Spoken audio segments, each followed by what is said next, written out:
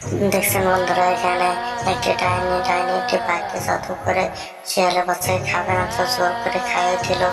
এখন বাঘটা শিয়ালের বাচ্চাকে খেয়ে নিল। এখন শিয়াল এসে জিজ্ঞেস করবে, আমার আরেকটি ছানা কোথায়?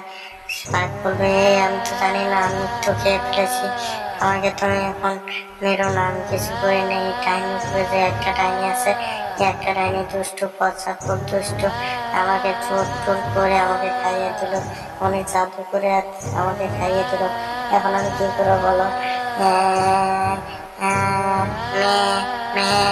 ও জন্টু ভাইয়া, কি হয়েছে তোমার?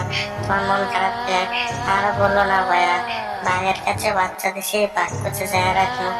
এখন ওই ডাইনিটা জাদু করে বাঘে পেটে আমার ছানা চলে গেছে, বাঘের পেটে আমার ছানাটা চলে গেছে। তোমরা চালু করে ভিডিওতে লাইক করে দাও, চ্যানেলটিকে সাবস্ক্রাইব করে দাও।